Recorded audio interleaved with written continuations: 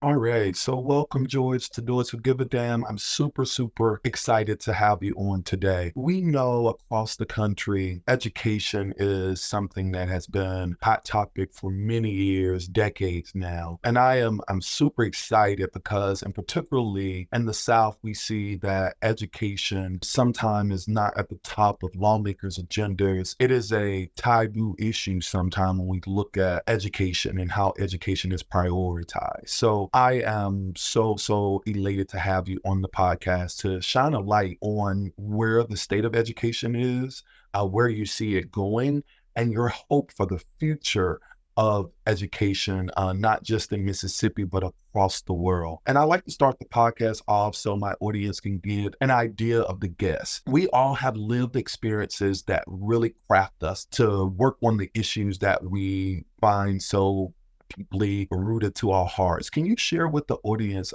just your lived experiences of how you arrived to being an education advocate? Sure. So I like to start off by saying, first of all, I didn't actually, and it's interesting that I didn't necessarily actually go to college to even be in education. I was a sports management major, and my thought and my goal at that particular time was I thought I wanted to be a sports agent. And so I kind of danced around a little bit in the sports arena for a brief moment in time, but shortly after in 2005, shortly after Hurricane Katrina hit the Gulf Coast, I was living in Gulfport, Mississippi at the time, and Hurricane Katrina had hit the coast. And so I ended up moving out to Houston, Texas. Out in Houston, I was kind of trying to find my way and figure things out and just trying. I didn't know what I was going to do. And I was working at a electronics and appliance store, and there was a retired educator that came in the store one day, and she convinced me that as a Black male, I would have a great impact in the classroom. And I thought it was one way to give back to the city of Houston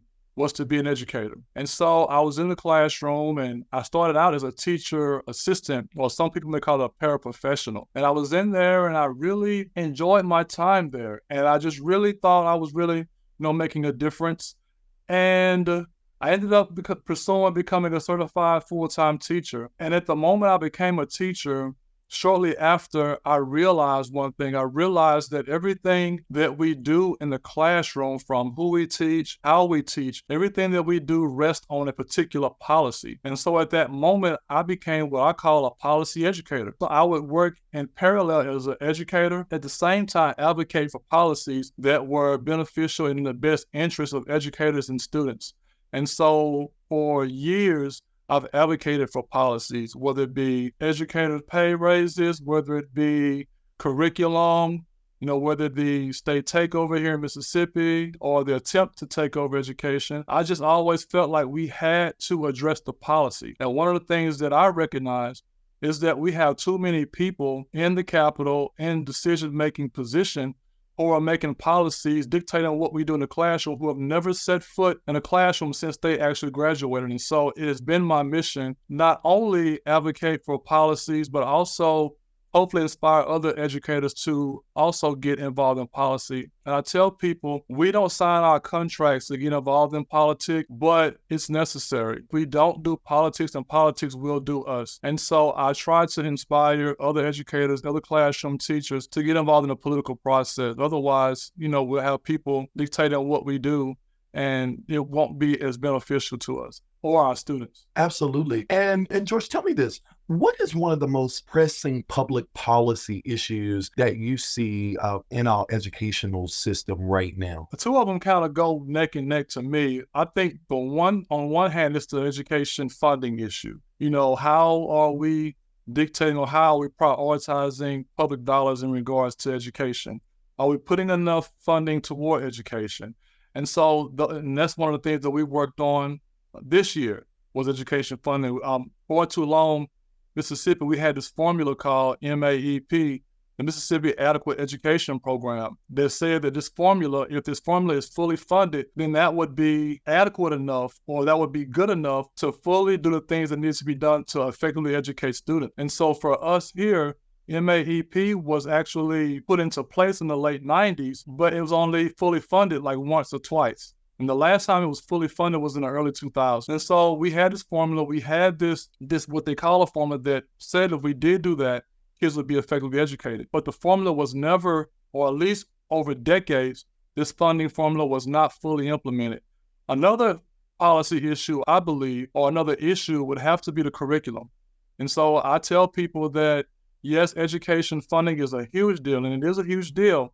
But I also say don't forget the fight for the curriculum, because that's where the real fight is also, because the curriculum dictates what our kids learn.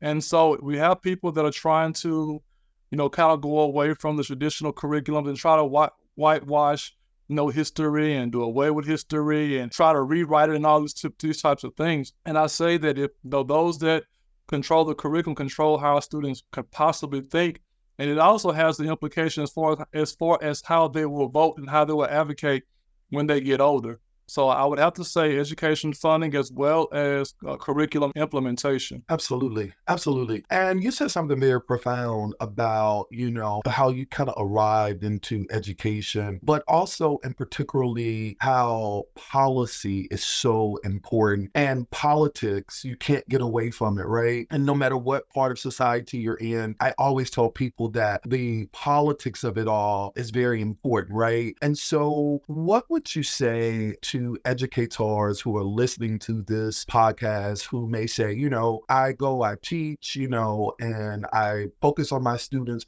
but I'm not an advocate, right? How do you motivate them to step up, right? Because so many times I know you've worked on, teacher pay raise in the state of Mississippi, and you can't do anything alone in politics. What's your message? Again, as I mentioned earlier, my message is either we do politics or politics is going to do us. And what I mean by that is, as I mentioned, there are so many people at the Capitol or in these decision-making positions that are making policy, telling educators what we're going to do, and they have no clue about what's going on in the classroom. We have these concerns, we have these complaints as educators, but the question is, what are we going to do about it? And if we don't get together, if we don't mobilize, we don't organize, then we're not going to have our issues and our concerns addressed. We have concerns about oversized classroom. That's a big deal.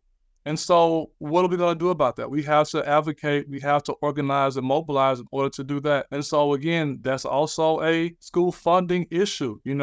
School funding issues or the lack thereof has some type of implications, for lack of a better term, on what our classroom sizes are going to look like. And so I just urge and just think about the concerns and the issues that we often talk about, the issues that we often raise. And it has to be us, if not us, then who? And so, again, I know that we don't sign our contracts to advocate or get involved in the political process, but we have real concerns. And again, if it's not us, then it's no one. So I try to urge us to get as involved as possible. I'm not asking everybody to go to the Capitol and lobby and demonstrate and all of that, but just simple things like, for example, at one point I was the president of the Jackson Association of Educators, and I would send out a survey to member educators and things like that. I can't tell people how important it is to fill out surveys that are being distributed and to be accurate and just really be intentional about filling those surveys out, because that is your voice as well. So even if you're not at the Capitol lobbying or advocating and organizing and mobilized at the very ground level, that's one thing that educators can do. And that, again, a survey, something as simple as filling out a survey, is a voice that could be in the room. And so I just urge and just hopefully to advocate and motivate those of us to get involved, because again, then there are challenges. We're going to talk about the challenges that are ahead, right? And so there are challenges ahead, and I want to help urge our educators and our colleagues to get involved. Absolutely. And now I want you to kind of lean into, you have an election coming up, and tell the audience, why you're running for school board. Yes, I'm running because people want to see something different. We have people who have been in office, and what typically happens sometimes when you have people in office who are not opposed at any time during any election, things tend to get stale and stagnant. And so there's no real change and no real movement or no real intentionality or forward thinking as far as taking the district in a direction that it should go. And so one of the things that I want to do is provide an option for people to look at, somebody who has some fresh ideas, somebody who is not even a year removed from the classroom, who understands the issues. And on a personal level, I'll say that I have a son who's 13 years old, and he's nonverbal autistic. And so my wife and I, we've had some concerns or some issues regarding the funding, just the resources geared toward our children in the county who have special needs. And so it's not just my son. There are other children in the district who also have special needs, and they're not being resourced as they need to. And so that's one reason why I'm running. Another reason is to help provide that bridge between the school board and the community. Oftentimes, or well, at least I know the last few years, there's a disconnect between the community and the school board.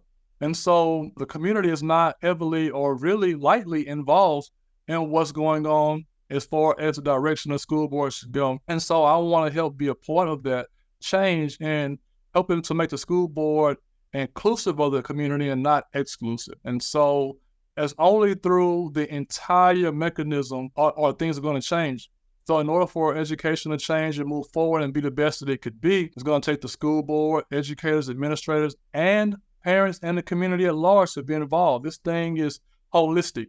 And I think there are holes that don't necessarily allow for Hinds County to be the best that it can be, but the potential is definitely there. And so somebody who's an educator, I want to help bridge that gap between the community and be that voice on the board for parents and educators. Absolutely. And that is so powerful because as we see, boards all across the country, and particularly, boards of education from the regular school, from K-12, to even the board of trustees at universities and colleges, they lack the lived experiences of the stakeholders in which they serve. And so I think it's powerful the way you've outlined, not only are you a parent, an advocate, but an educator who is less than a year removed from the classroom, right?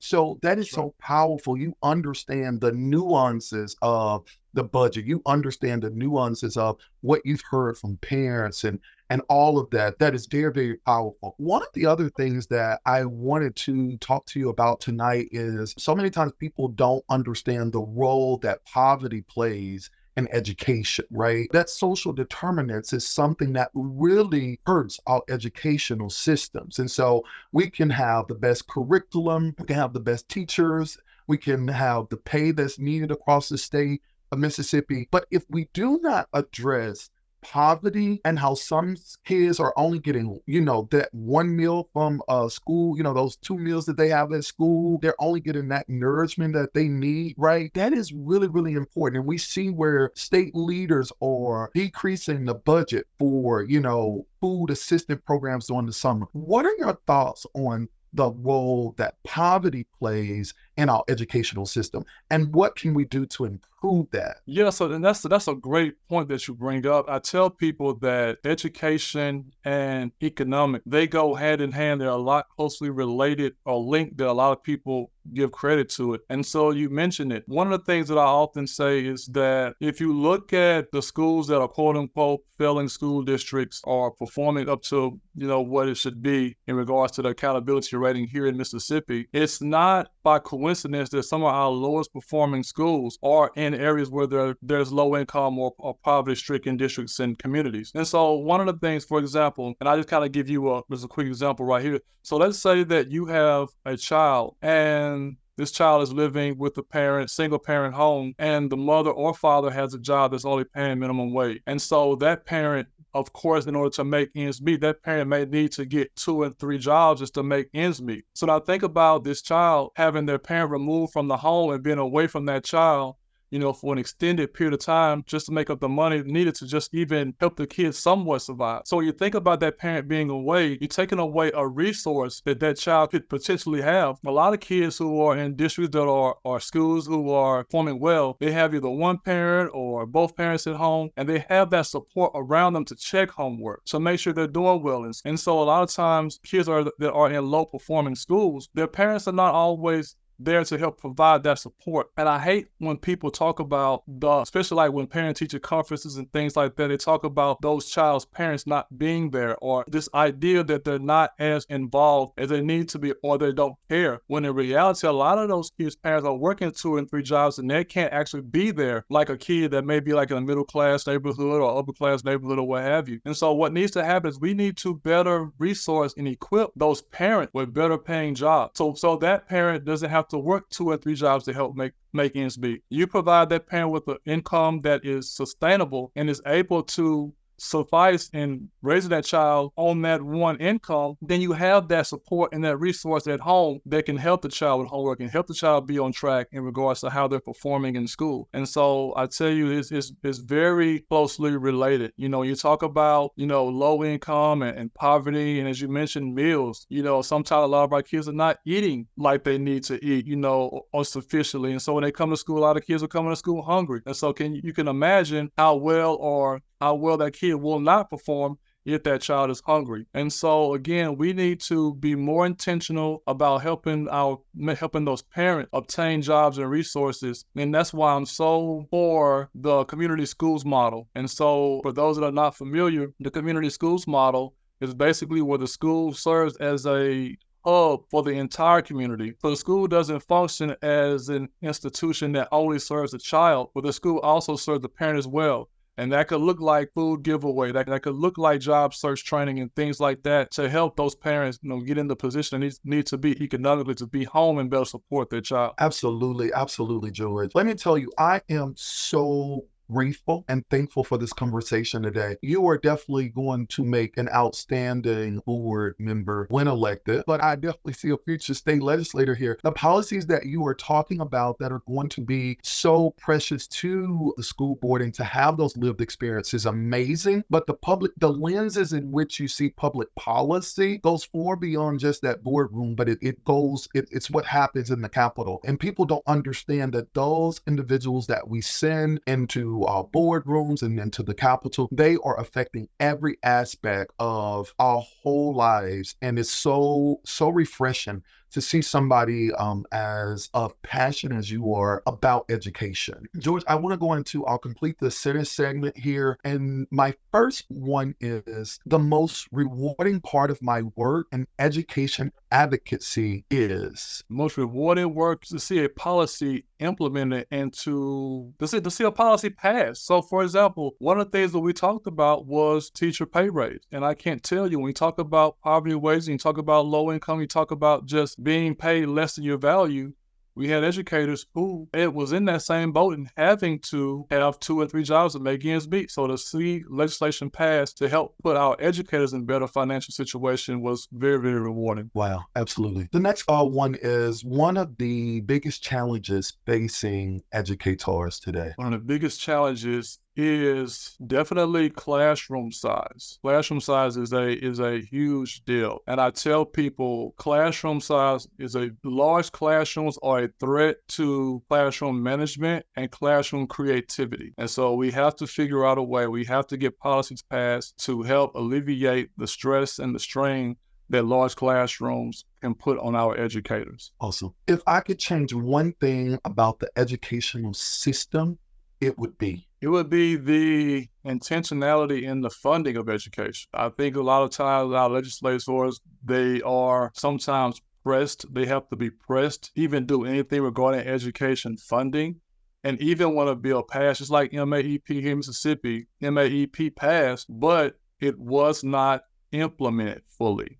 And so I would have to say the intentionality in funding our public schools. Awesome. My advice to young educators and advocates are self-care. I don't think we talk a lot or deal a lot in self-care. This work, either as an educator or even as an advocate or both, it can be taxing. A lot of us, in the classroom, we take this work home. We have children that we serve who are living in very poverty-stricken communities who see a lot, who deal with a lot at their age. And sometimes that wears on us and we deal with that and we take that home. Even as advocates, we deal with a lot. And so my advice would be to, as much as possible, definitely be intentional about self-care, because again, this work can weigh on us. I'm running for school board Because change is needed. Again, we've had people in place, policies in place, and our districts are just stagnant. And we have the potential to be one of the top school districts in this state, but we're not moving forward because we don't have other people with the forward thinking, or if they do have the thinking, it's not being put into play. And so I just want to see our district live up to its true potential. Awesome. So George Stewart, tell the people how they can support your campaign and get behind you across the state of Mississippi, not just across the state of Mississippi, but all my listeners. How can they support your grassroots campaign there in Mississippi? Yes, I definitely welcome the thoughts and prayers as I continue to do this work. Also, I'm on social media. I would love to connect with I just love feedback as I do this work. I really function off of feedback. This is not a campaign about myself, but about the people and about the community. And so I'm very intentional on soliciting feedback on the direction that we should go. So I'm on social media. I'm on LinkedIn and Facebook and Twitter and all of that. But also, if one wants to donate to my campaign, they can go to www.stewartfordistrict3.com. That's www.stewartfordistrict3.com. And people can volunteer, they can donate, or just leave me a message of support. And I would very, very greatly appreciate that. Absolutely. I just want to say, George, I've had an opportunity. I've known and watched your work across Mississippi, and particularly in the legislators. As you know, I've kind of advocated for quite a bit there in Jackson. And so I want to say, stay encouraged. Your lived experience and your passion is going to really take you places that eyes have not seen and ears have not heard. We need that passion more than ever on those boards of education. And I hope you serve as a model and an example of what really is, turning your passion and everything into action, right? So many times we are passionate about issues, but we never take action. And the action part that you are doing is stepping up and running for school board. And I cannot be more proud of you and the work that you will continue to do across Mississippi. So thank you again for taking out of your schedule. We definitely got to have you back when you win. We're going to speak it when you win, to talk about what you plan to do there, and even ways that we can partner with you in Hinds County legislating change, because we know a lot of times change comes from the outside, not always from the inside. That's so how we can help you continue to apply pressure to make sure that our children in Mississippi have a bright future in that ecosystem of education. So thank you for coming on Those Who Give a Damn podcast. I appreciate you, and I look forward to having you back on. Absolutely. Thank you.